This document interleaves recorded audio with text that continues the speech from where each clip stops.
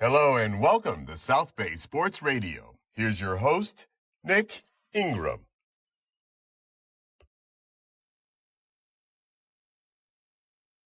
Today I'm here with Mira Costa Volleyball coach Cam Green. Coach, thank you for joining me. Thanks for having me. I'm happy to be here. Of course. Before we begin, Coach, I've got to ask you this. Mira Costa has a tradition of winning league titles, CIF championships, and even state titles. Since you've been at the helm, how many banners have you guys been able to raise in that gym? Well, sadly, none. We've got 2 opportunities. We were in the finals of CIF twice. We've won league now 4 straight years. We've won the Bay League, which is one of the toughest leagues in Southern California. But we put ourselves in the opportunity to do it, and we lost to Sierra Canyon one year, and then next year we lost to Mater Dei. So we're knocking on the doorstep, that's for sure, but it's always the goal. I can totally understand. You've been leading the Mira Costa girls program since 2018, continuing one of the most respected traditions in the sport. A former Mustang yourself, you won CIF and national titles back in 1990, and you guided club teams to national championships as well, helping build the South Bay into one of the strongest volleyball hotbeds. Wow. We're excited to dig into this coaching style, your perspective on the local scene and this year's team. But let's start with right now, what excites you most about this year's group?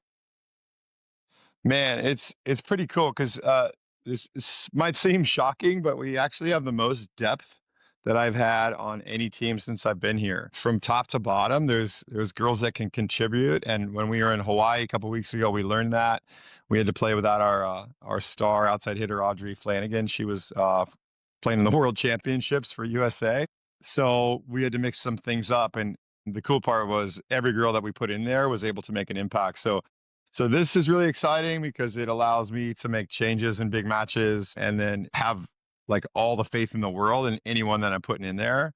And that's the best part about this team. It's pretty exciting.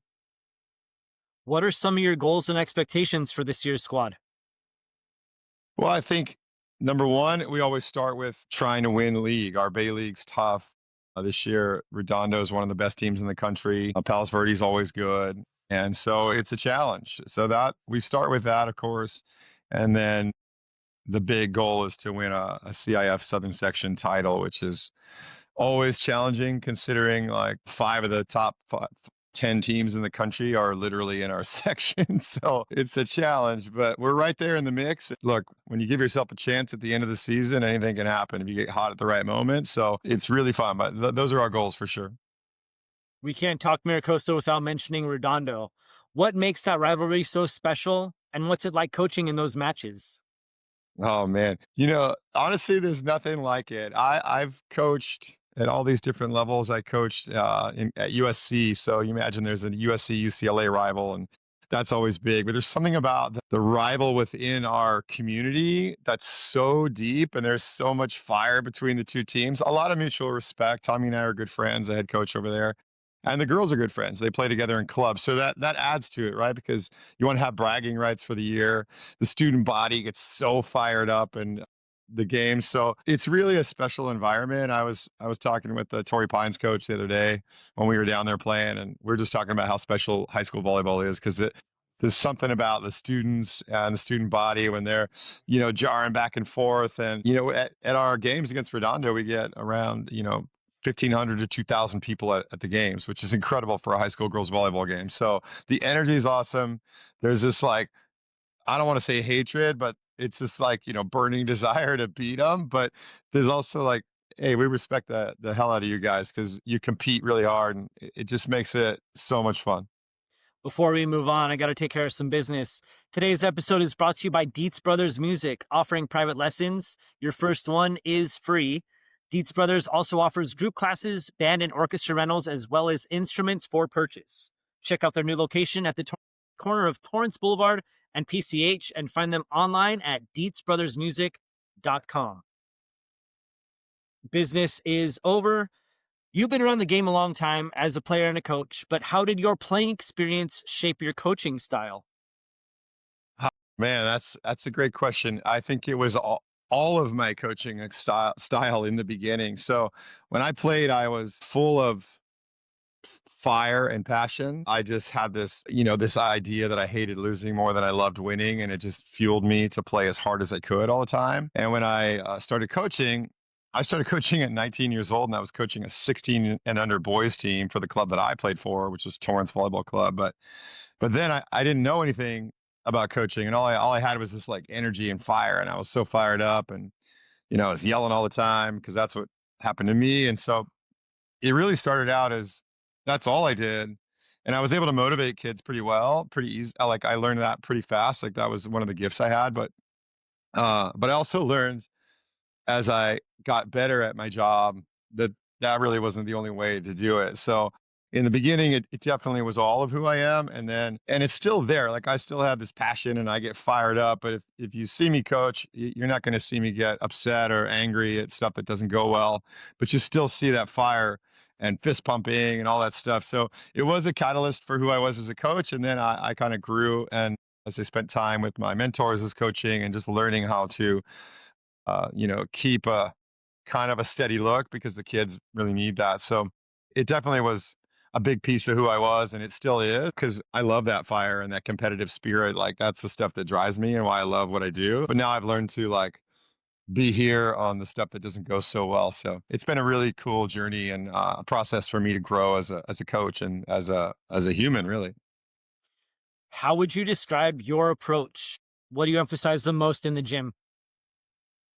I think each year has gotten a little different. Coaching girls can be challenging at times because you're trying to learn how to sort of make them feel good about themselves and how to buy into the team concept. And so this year we've had a theme of like bringing joy into the gym because it gets to a point and there's challenges each season where the beginning starts really good. Everyone's happy. And then the roles start to define themselves more. And, some people don't like the role. And so the challenging part there is to just make everyone feel that they are so much a part of what we're doing, whether they're playing all the time or they're not. And so my thought is like, this shouldn't ever feel like a job or work or something that's not fun. Like we get to do something so cool, which is compete for a title in the Bay League and CIF title. And we're right there and we're one of the best teams in the country. This is a really special thing. So for me, it's constantly reminding them like, this is cool that we get to do this. And so many people never have the opportunity to do something as fun as we're doing. And we have to show some gratitude for that and realize that like volleyball's really fun, which is why we're all in love with the game. And when we're playing and competing in practice, don't forget it because that's the best part. So that's my big theme this year. And each week kind of brings its new challenges to try to bring that back in. But I think if I keep reminding them, it'll help. And that's been a big part of what we're trying to do this year is just like really love what we're doing. What's something people might not realize about coaching high level high school volleyball? I think there's so much involved in it. I think when you're talking about the coaches out there that are similar to me, where we're diehard coaches and we love what we do, the amount of work that we put into it, the scouting reports, the film watching, the preparation, what's happening in a game, how coaches are moving chess pieces around.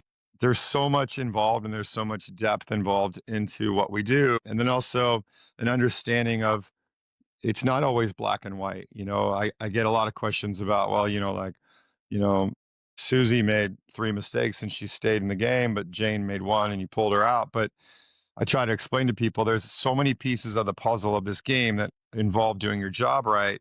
Maybe, yeah, maybe you like made some errors hitting, but you're passing the ball well, playing defense, scoring points, serving. And so you're trying to navigate that whole thing because it's not as easy for everyone to see the little stuff that's going on. And so it gets frustrating to people.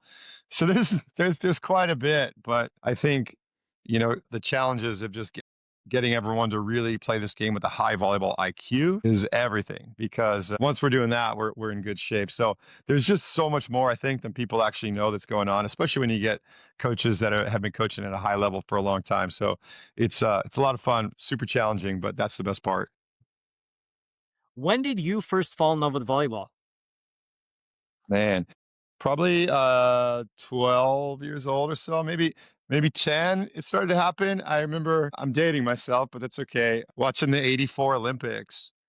in LA and I was 10 and like trying to understand the game and watching it on TV and like trying to figure it out because I went to American Martyrs School in Manhattan Beach, which is you know, kindergarten through 8th grade, and it was a very big deal there. And it was almost like if you didn't play volleyball as a boy specifically, that it was weird that you wouldn't play volleyball. It was just we just happened to grow up in this area where that's normal. You know, most places across the country and even in California, it's not even on the radar for boys. You know, it's baseball, basketball, football, soccer, whatever. But it just was normal here. So I started playing for the school team at 12, and I was playing in every sport. I was playing tennis, I was playing soccer, I was playing football, basketball, all the things, and I continued to do that. But like, there's this like, man, this is really fun. I really, really love this sport. And then I got to high school and I went to Bishop Montgomery actually my freshman year, and then I transferred to Mira Costa. But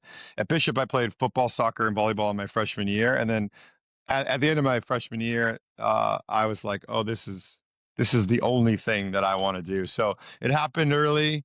Um, but I didn't really know what club volleyball was back then. And so I was just playing as many sports as I could, which I think was really good for my volleyball game. But yeah, I fell in love with it early, and I'm still in love with it today. So This one comes from me also having that Catholic school background. You go from the small community, American Martyrs, to Bishop Montgomery, which was still a small community. Then you go to Mira Costa. What was that transition like going from a Catholic school, the only thing you've known, to a public high school where each class is about the size of the entire school at yeah, Bishop Montgomery? yeah, it was interesting. I had a really good freshman year at Bishop. I made varsity as a freshman, which is, not the same as making varsity at Costa as a freshman, but and then so the seniors kind of took me under their wing, and I ended up going to senior prom, and I had this like incredible freshman year, and I was like, this is the best thing ever. But then I realized volleyball's, I probably should transfer. And so when I got there, it was a little bit overwhelming.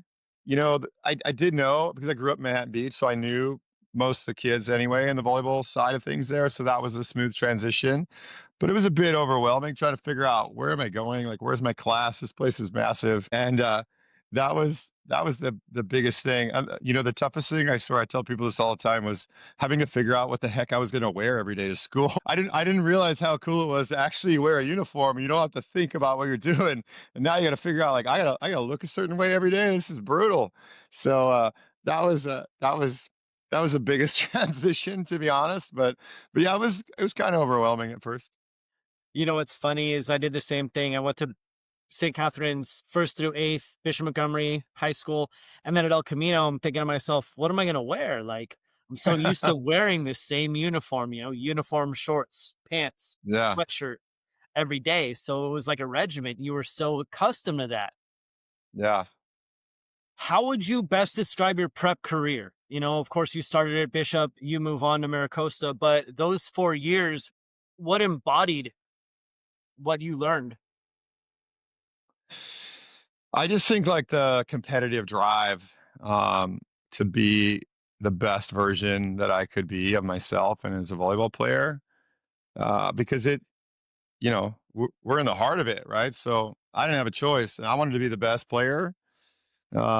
I don't know if I was, I just wanted to be, right? Like I had that always in the back of my mind. And so that was the thing. It was, listen, everyone here is good.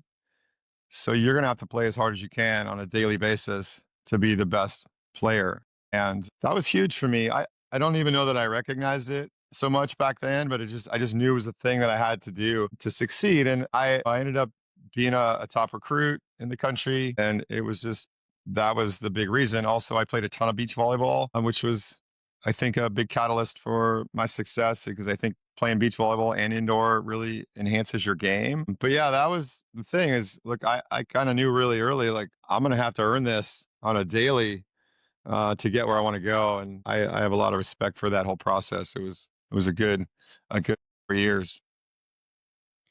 After you graduate from Costa, you move on to Northridge, and then you go on to play on a couple of different tours, the AVP and the FIVB. How would you best describe your time after high school, where volleyball's taken you throughout your life up to now? Well, interesting. I actually ended up coaching on the FIVB. I started playing on the AVP, and that was my goal in life. I really truly wanted to be a professional beach volleyball player. I grew up idolizing Tim Hovland, Mike Dodd, Randy Stoklos, St. John Smith, and volleyball in the 90s, beach volleyball in the 90s was like the thing. The crowds were huge, the money was big. It was like this lifestyle thing that you were like, I need to do that. And so I was kind of hyper focused on playing beach volleyball. So I ended up playing 2 years at Northridge. We went to the national championship game my freshman year. We lost to UCLA, but I stopped playing because I had my third of fourth knee surgeries. And I thought, okay, if I'm going to make a run for this, I'm going to do it now. And so I made a run for the AVP. And by the time I was like 25, I was in all the events, qualified for everything. And when I was about 26, I had to stop playing because uh, I really have no cartilage left in my knees, and they were kind of just being destroyed as I was playing. And it got to the point where I really couldn't play anymore, which was heartbreaking because I was right there and I was just about to break in, and I just couldn't do it anymore. So that was a difficult thing for me to kind of handle. I couldn't even watch a volleyball tournament for about 5 years after that because I just felt like I was a failure. But then as the coaching progressed, this is where the cool part happened is that I ended up coaching on the AVP. My current assistant, Nancy Reynolds, I was her coach on the AVP tour. She was a professional. And so all of the sort of goals that I had as a player, I found myself achieving as a coach, which is really special. It's like I tell kids all the time, like you don't actually understand like the way you think your life's going to go, this path that you think you're on, never goes like this. It's this way and this way and this way and this way and this way. And then I ended up finding my way to that. And I'm in the finals of AVP tournaments coaching. I'm traveling all the world around the world coaching FIVB, which is the international tour, and coaching in Grand Slams in Austria and Paris. And it was really a cool thing to look back on and go, oh, I get it. When they say things happen for a reason, this was really how my path was supposed to go. And I was kind of destined to do this coaching thing. And I'm so grateful for all of it. I look back and I think like, man, it's crazy how everything works out and it was supposed to be that way. But yeah, it was an interesting journey, uh, but here I am. And I think I've loved every second of this ride I've been on since I was 19 years old. We're going to transition into youth development. The South Bay is known as a volleyball powerhouse. What makes this community so unique compared to other regions of the state? So I think I read this book called The Talent Code a while back, and it talks about there's talent hotspots around the world for different sports. Brazil, of course, has like for soccer is a big one, and like little pockets of Brazil. There's one city in the Dominican Republic that has produced more major league baseball players than any city in the world. And what it means is that like in South Bay is that for volleyball, right? Like specifically our community, Manhattan Beach, Redondo Beach, whatever, is because that is what we do here and everyone sees success. As a kid, you're looking at this and going, oh, this is just what happens here. Like if I play volleyball here, I'm going to have success. We're going to have a chance to win a championship. We're going to be in the mix. And so you create this mindset of like, this is just how it works. So there isn't this idea that I'll never be able to do it because there's proof that you are doing it. It's a really interesting concept, but I think that's the big piece of this puzzle here for the South Bay is it's just what happens. And so you have this belief that I'm going to succeed. But it does create this sort of competitive environment, right? Where kids are doing private lessons at 8, 9, 10 years old. And, so I'm battling the burnout phase, and I'm trying to get kids to understand like, hey, there needs to be some balance in what we do. You can still do like get where you want to go, but if you're all in at only this at like 11 years old, I think it's going to be a problem, not only in your physical body, but mentally it becomes tough. So, but yeah, I think the product of living here is it just creates this like, oh yeah, we're going to succeed because it's the South Bay and this is what we do here. Specifically Mira Costa too. It's the name itself is everything. For kids out there who dream of playing at Costa at the club level or even in college, what advice do you have for them? I think If they're young, I think learning the game early is really important. So excuse me. Um, but also still trying to play as many sports as possible for as long as you can, because it makes you such a better athlete. Your body control's different.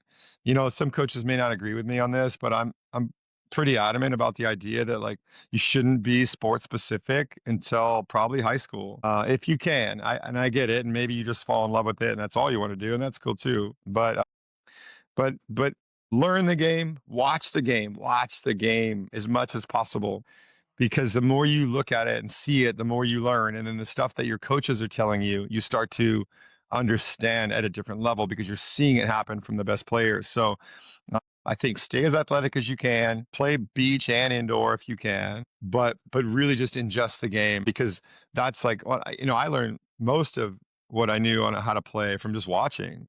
And so I think that's a big piece of this puzzle. And that's the advice I give to my athletes that I train on a daily basis. Like, okay, you have this YouTube thing, which is amazing. You can pull up high level volleyball any second and watch. So I give them homework to watch at least 10 minutes a day. So I think that's part of it. But I do recommend trying to be as athletic as you can so you get full coordination over your body, because our game, as it gets to a high level, it requires such incredible athletes that I think it's a big piece of the puzzle that some people kind of forget.